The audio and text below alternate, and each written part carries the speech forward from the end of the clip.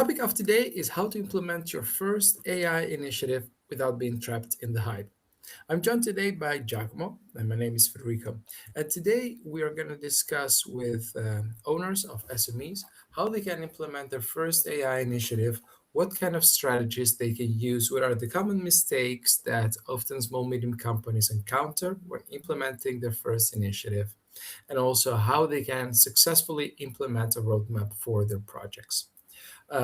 My guest today, Giacomo, is has a past as former consultant, and he's gonna be the one presenting the topic of today. I'm Federico. Both of us started Uncodex this year, and I would say we are ready to start. Giacomo. Yeah, thanks, Federico. And indeed, then let's start this discussion. As Federico said, well, title is kind of obvious. Implement the first AI initiative without being trapped in the hype. As Federico said, we are part of Uncodex. So just few words about Uncodex. It's newly born companies with the aim of helping European companies to be more competitive and adopting AI with more confidence. We provide end-to-end support from strategic plans to hands-on among four pillars: strategy consulting, implementation, compliance support, and training and courses. Those webinars are part, of course, of the trainings, but also to create a community and a forum to share information with you. If you join the webinar online, live, or you see the records, it may be because you recognize yourself in one of those. You're stuck between AI and uncertainty. You hear about AI the whole time, but what do we do with that? You still feel that the AI is still abstract, confusing, and somehow a risk. Every day you hear tools. Things are created. It's difficult to keep track of that, and you get lost in all those possibilities. Or maybe actually you already started an AI initiative, but then it felt like frustrating failing after a while. Lastly, but not least, you simply may have no idea where to start with AI. So what's the aim? At the end of the sessions, you will know where not to start with AI, also where to start with AI, how to choose a first initiative that builds trust and can be really the first brick of a big wall that you're going to build, and how to move from pilot to something that you can really rely on, that becomes part of your business as usual or your identity as a whole. Who we are, already introduced, but I'm Giacomo. My background is in corporate institution, project and program managers, strategy and digital consulting, whereas Federico is indeed a startup founder, very expert in agile methodologies, prototyping, and yeah, just founder's mentality. Today agenda, it's a path, it's a journey. So we will start indeed from the confusion, why AI concepts may be confusing. We try then to contextualize that, and we will go prioritizing the first initiative in the right way, executing those initiatives, and concluding with some real-world SMEs cases, and few words about Uncodex and how can it help you. Without further ado, the AI confusion. So there are essentially a lot of trends around AI. Too many maybe to put in a slide, so we identify the three main ones. Overwhelming choices. Again, there are so many tools, so many vendors, so many products, and they appear essentially everywhere. This creates pressure. I have to do something. I have to take the train. But then there are also relevance gap, because what you see, it's a lot of successful stories in big companies, in different environments, but then most of them don't really take into account which are the real constraints and the operational realities of SMEs. So those three trends together create paradoxes. So essentially, there are three main paradoxes that could be identified. The first one is that more tools born to make their life easy actually create a completely different effect. More tools, more hesitation. Which is the right tool for me? It's so overwhelming, I cannot really get that. More success stories, more paralysis. Everybody's so successful. how can I be successful? But not knowing that makes me really losing the momentum. More promises, more uncertainty. So those paradoxes essentially create two rational fields that are actually building on each other, and they are completely opposite. On one side, you have the fear of missing out. Competitors do AI. They move faster. I really have to do something, otherwise I just lose the market. But also the fear of doing the wrong things. Yeah, but if I move too fast, then I may completely lose my business. I may waste money or I can damage my trust. So again, it's very difficult to juggle those two fears. And that's what the IP is. The app creates pressure, and pressure often results in mistakes. So next, we will see which are the main mistakes that we could think of. Mistake one, do nothing. Well, there's not really a mistake in a sense. If you don't do something, you don't do the mistake. But that also means that you possibly lose a lot of benefits. Mistake two, and that's what a lot of small companies do, is starting with the solution. So, well, there is this little guy here and there is a path. Let's go fast through that. It can work like that.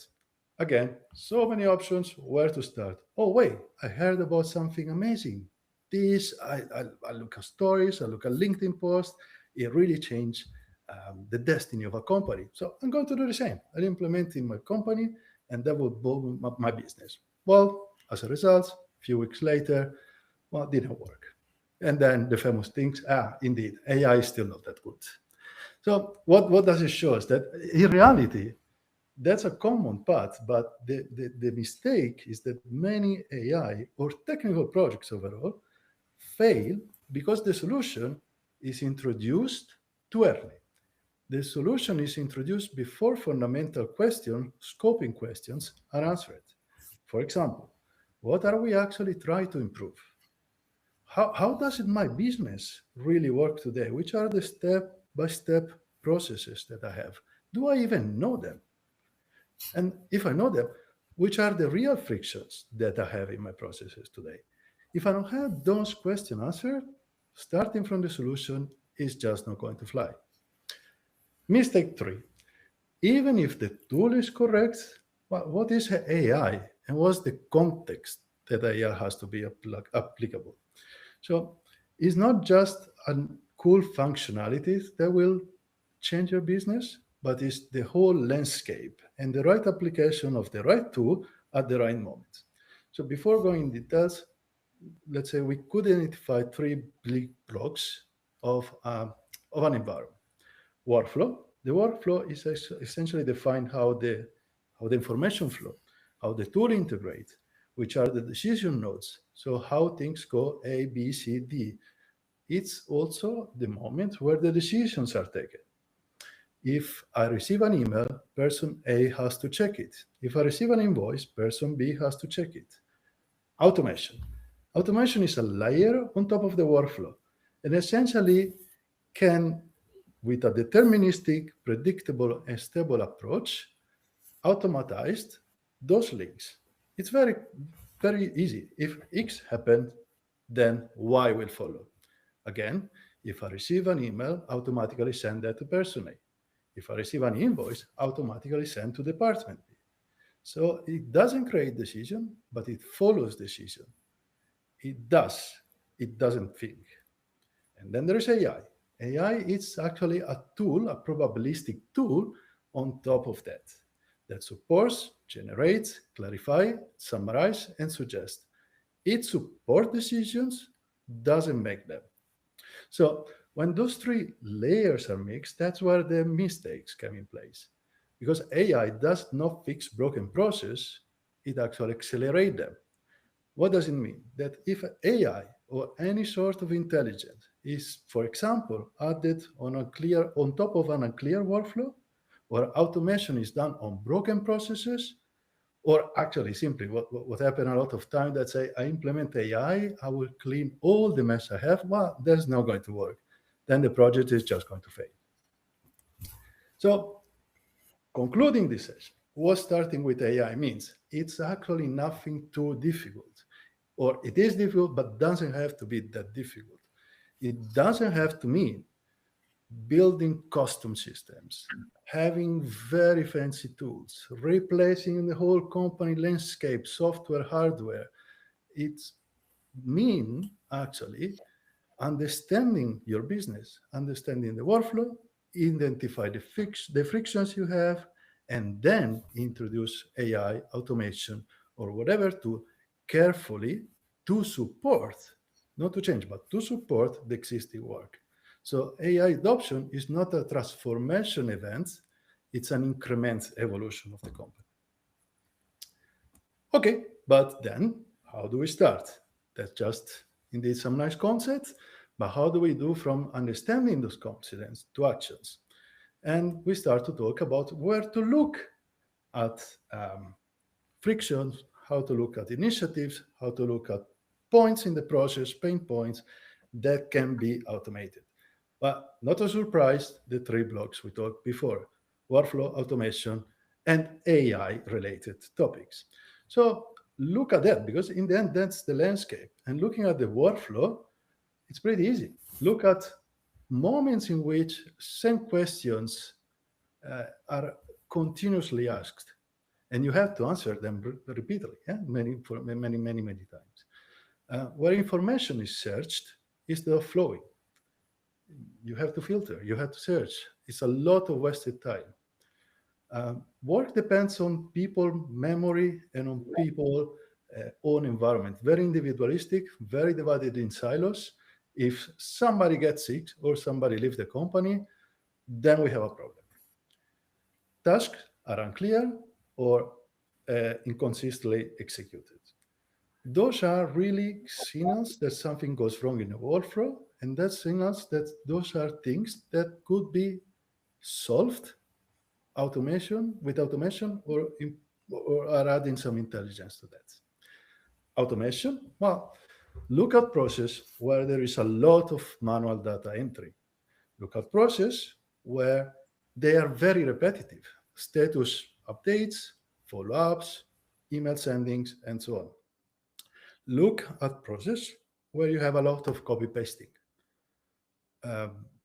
Look at process where a lot of documents have to be created, or tasks have been created from non-standard inputs.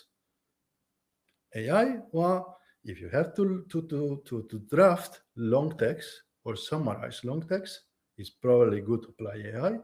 You have information, but it's scattered all over the place. You have inputs, but they are not classified, defined, or prioritized.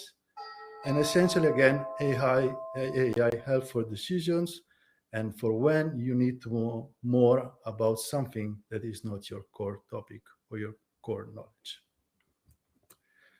Okay, once you look at that, what could be a first initiative? Because actually you will find a lot of things probably, but where to start? That's the question. How to determine at high level still the first initiative or a set of possible first initiatives? First concept, the first initiative is not about ROI. Profit is important, don't take me wrong, but that's not what you have to start with AI. The most useful asset in an AI project, in the first initiative of AI project, is confidence. So really try to select that, select an initiative that builds trust. Why? Because profit will come, but if you lose trust, as we had seen before, then it will be really difficult to get the trust back. You probably have then problem to explain to the people working for you or to yourself why to use AI in the future if the first time you used that was a big failure. Follow that. A strong first AI initiative must have, or should have at least, three fundamental characteristics. Has to be understandable. People have to know what it does and why. What's the scope? Why are we doing that? If I don't understand, then I don't understand the results, then I don't understand the AI application. Has to be visible. So the results has to be there. You have to show that. And has to be reversible.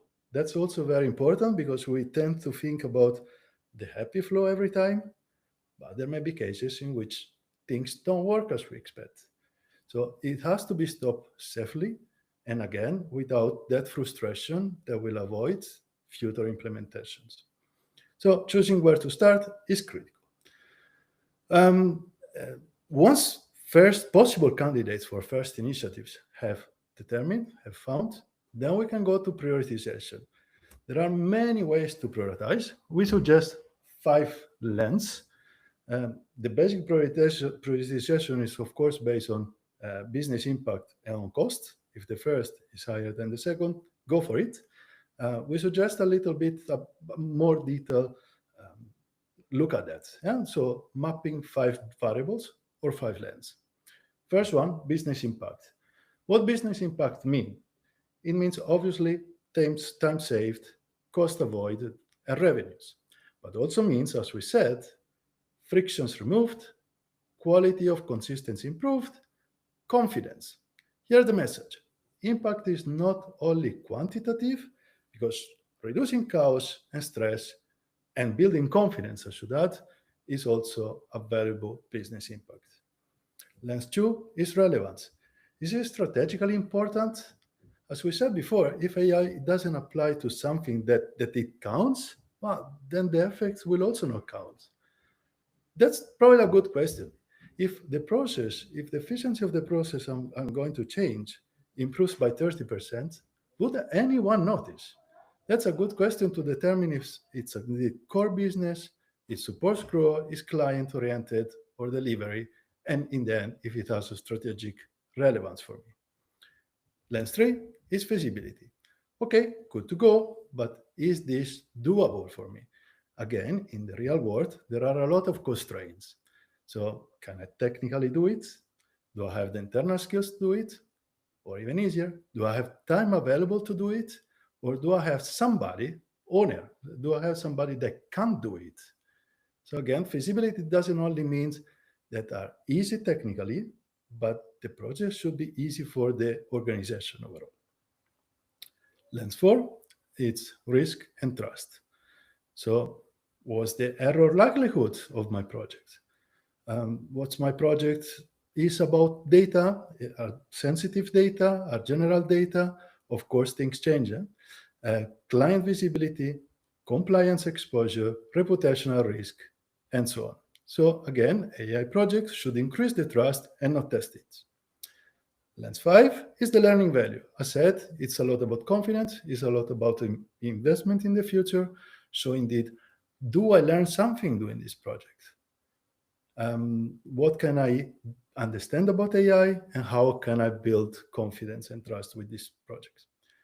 So essentially, the prioritization become then kind of a matrix exercise. You can imagine to map all the possible candidates or first initiatives together versus the 5 lenses, score from 1 to 5, from 1 to 10, and then just mathematically see which is the best to start with. This is, of course, counts for the first project, but also counts for the later prioritization. One prioritize, executing. So, well, most AI initiatives fail after prioritization. Pretty hard title, but it's actually true. And why? Because even if the things are now on the table, everything is ready, the execution still can be vague. Responsibilities are unclear.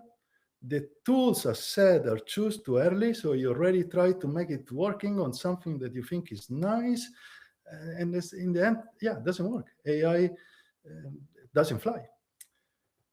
I will add here the pilot concepts, because a lot of times we hear, okay, we have done a pilot, we have done. So let's explain what a pilot is. A pilot explores feasibility.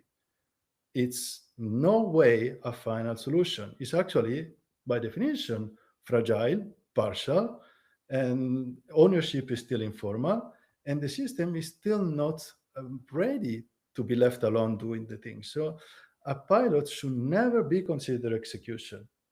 Making even more clear, a pilot answers the question, can this work? The execution, can we rely on that? And then we go to execution clarity.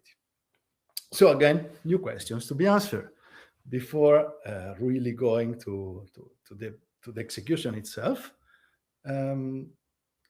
What changes in the workflow I'm going to do? Who is responsible for what? This is often overlooked, but it's very important to define governance and responsibilities for a project success. And then, of course, we have all the things between AI and human. So where does the AI intervene and where not? What is automated and what is not? And how do we measure, performance and stability? As said, visibility is very important. How can I show that my project was a success? How do we answer those questions? Well, there are many ways, but we suggest now a framework and an execution sequence. If followed, everything will be covered end to end in an execution and things will be professionally executed. So, again, starting from the strategy, clarify why the initiative matter. Um, it is what we defined also before. So, which are the business objectives it support, which are the problems, which are the definition, but it's also which are the responsibilities. In the end of the day, with this step, you have to define how this change the company. So don't consider this change in silos anymore, but really look at the problems and how this enters the whole company environment. Once this is defined, and only then, go into the workflow design. So make the current and future workflow crystal clear. What does it mean in practice? Well, look at all the steps of the work today, create a clear analysis of where decisions happen, where are the frictions, where are the delays, where the most error occurs, and where to fix those things. Design the as-is and design the to-be. Already doing that, you can probably solve a lot of issues without automation and without AI design. It's just process, business, and efficiency. Once this is clean, and only then go to automation. As I said before, automation is a repetitive task. If X occurs, then Y. But in the end of the day, it's also a way to stabilize the platform even before adding intelligence. With automation, you can determine where to automate the repetitive task, create predictable inputs, and overall reduce the variability of the process. So this is a step that it's fundamental.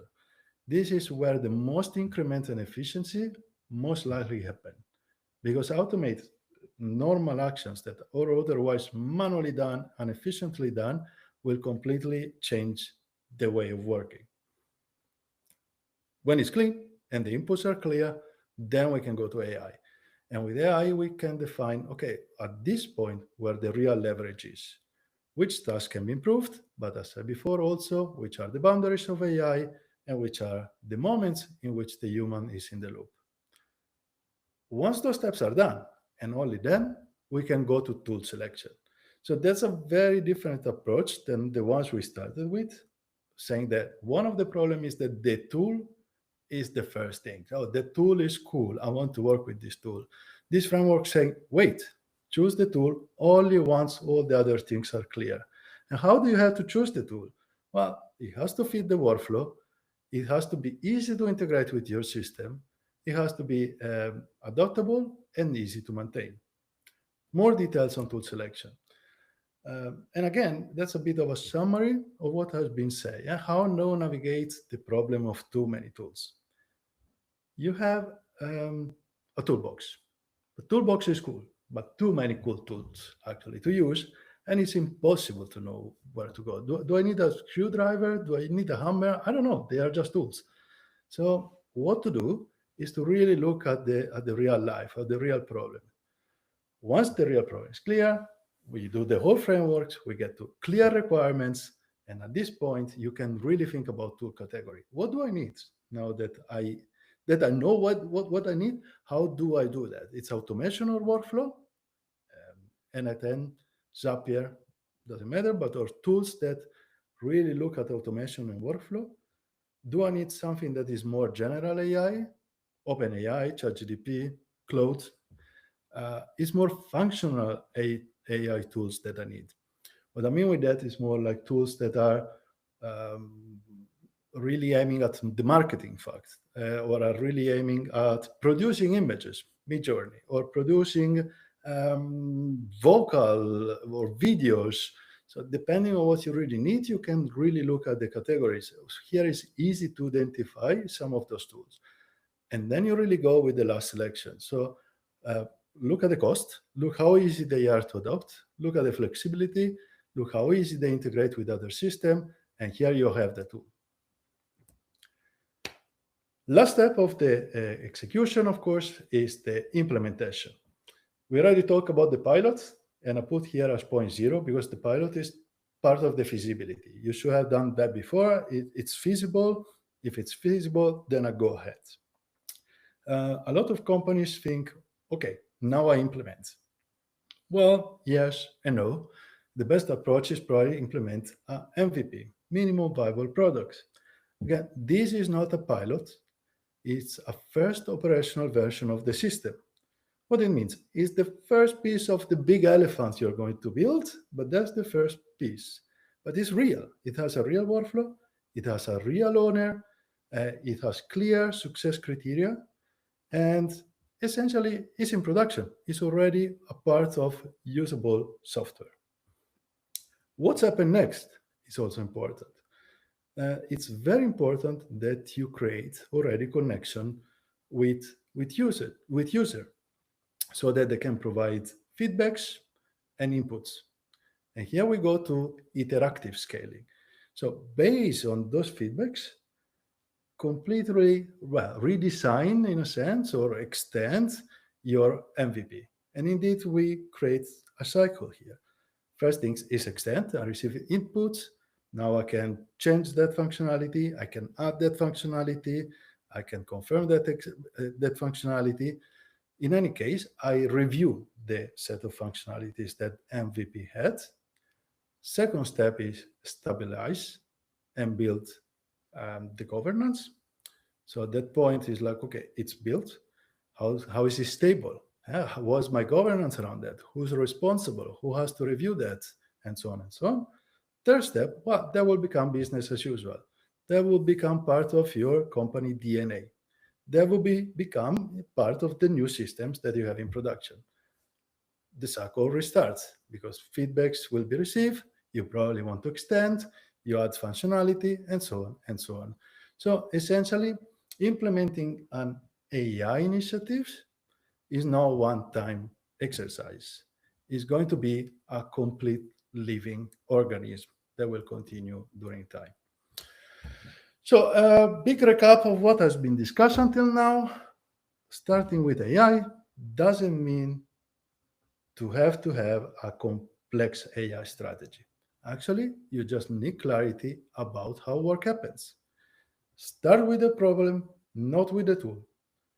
Consider AI in a bigger system. It's not an alone tool. If this is not considered, then the initiative will fail. The first initiative should not only be about ROI, but actually probably should be more about trust, confidence, and learning. Prioritize structurally. Consider length, consider variables, relevance, impact, feasibility, risk, and learning. Execute with structure. Do the framework step by step. Choose the tool as last step and deliver structurally. MVP plus this interactive process done by stabilization, extension, and embedding that in the business as usual. Putting it all together, some case studies. To give an example, there are 3 case studies. First one, admin and coordination automation. So what's the initial situation? We start with the statement. We copy paste all day. What it means? It means that the information in the company arrives by email. Somebody then copy the information in a spreadsheet. Somebody else then took this spreadsheet and again copy in an official document, and then the documents was sent for whatever business. What's the problem? Well, error happens. There is a lot of manual copy paste. There is also a lot of dependencies of human. Again, what if somebody's sick? What if somebody could not do that at the moment, and so on. And most important is also that nobody felt really responsible. Yeah, well, it is what it is. That's what as always happens. Well, we can apply the frameworks to this. Prioritization. Business impact, well, kind of important because it wastes time and it just doesn't work.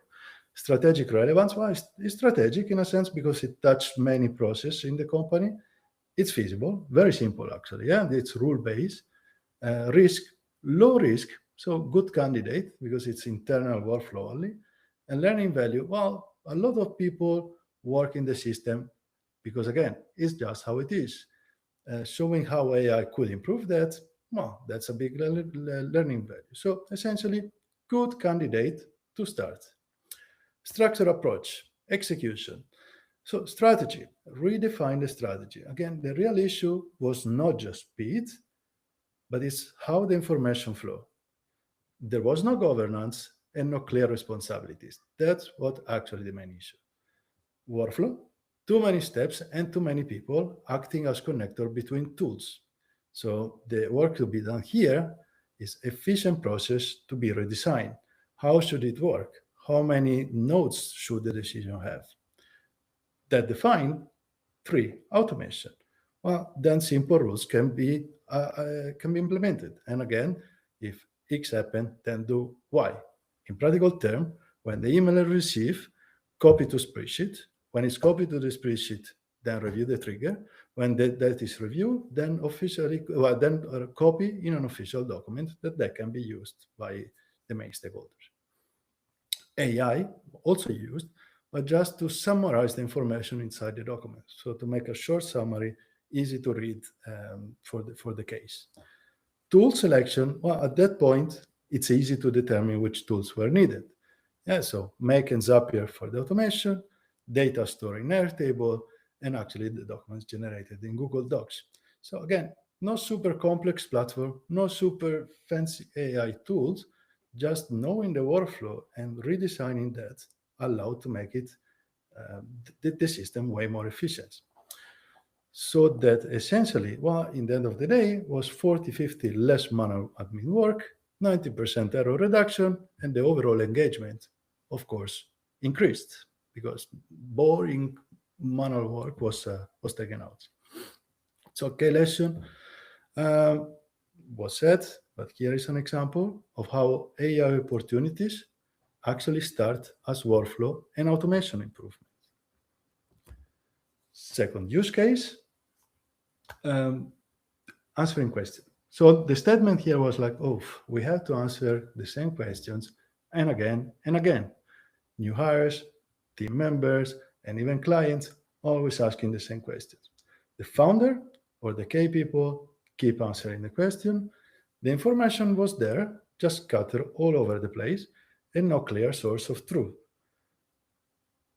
Prioritization, going through the 5 lines, impact, business impact, well, kind of important for the founder. Strategic relevance, yes, because wasting time doing that was limit scaling or time dedicated to other activities. Feasibility, knowledge was already there, just scattered. Risk, internal use mostly.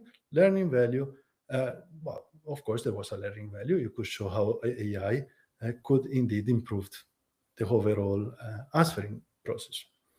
So strategy, again, the real issue is not missing information, but the lack of ownership and the official knowledge with no clear responsibility for accuracy, update, or reuse. Workflow, well, no standardized information, recreated each time from emails, chat, or personal memory.